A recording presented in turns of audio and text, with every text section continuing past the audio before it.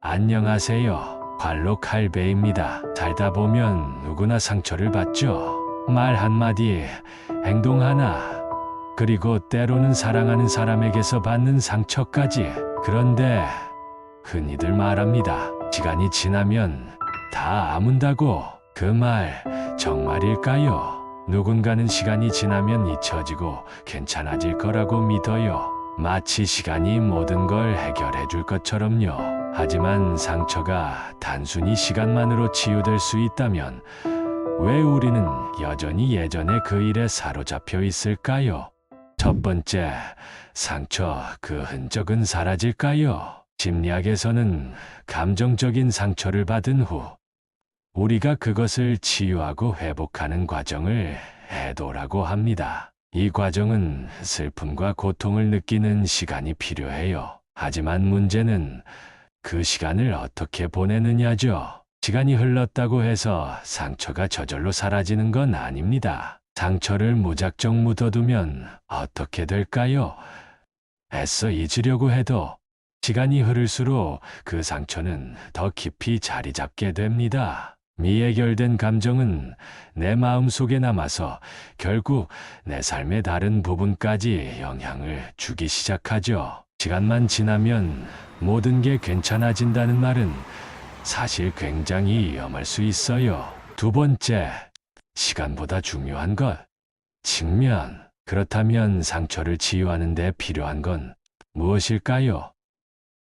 바로 그 상처와 직면하는 용기입니다. 상처를 마주하는 건 결코 쉽지 않죠. 고통스럽고 다시 떠올리기 싫은 기억일 수 있으니까요. 하지만 그 상처를 인정하고 내 감정을 있는 그대로 받아들이는 것이야말로 회복의 첫걸음입니다. 우리가 상처를 제대로 마주하지 않으면 그 상처는 시간이 지나도 사라지지 않아요. 오히려 더 큰 형태로 돌아올 수도 있죠.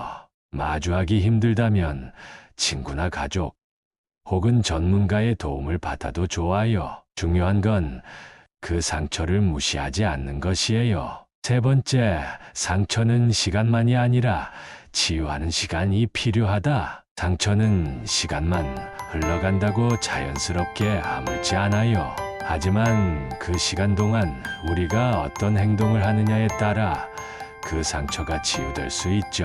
시간을 어떻게 사용하느냐가 중요한 겁니다. 상처를 덮고 그냥 지나가는 시간이 아니라 그 상처를 돌보고 치유하는 시간이 필요합니다. 가장 먼저 할 수 있는 건 감정을 글로 적는 것입니다. 감정이 복잡하고 억눌릴수록 그걸 표현하는 게 중요해요. 일기장이나 노트에 당신이 느끼는 감정을 솔직하게 적어보세요. 나는 지금 화가 난다. 상처받았다. 왜 이런 일이 일어났을까? 이렇게 구체적으로 적는 것만으로도 마음이 한결 가벼워질 겁니다. 이걸 심리학에서는 감정의 외화활화라고 하는데 머릿속에 있는 생각과 감정을 글로 풀어내는 것만으로도 뇌는 그 감정을 정리하고 소화할 수 있게 돼요. 두 번째로는 누군가에게 이야기하는 것입니다. 혼자서 상처를 견디는 것보다 믿을 수 있는 친구나 가족에게 내 마음을 털어놓는 게 훨씬 도움이 됩니다. 심리학적으로도 타인과의 공감을 통해 우리는 감정적으로 치유를 경험할 수 있어요.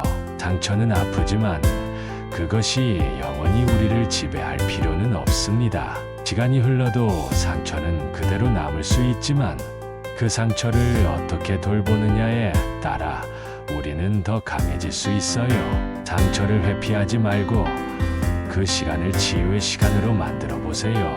그러면 언젠가 그 상처마저도 우리를 더 성장하게 하는 자양분이 될 겁니다. 오늘의 이야기가 마음에 와닿았다면 좋아요와 구독 부탁드릴게요. 다음 영상에서도 더 깊이 있는 이야기를 나눠보겠습니다. 감사합니다.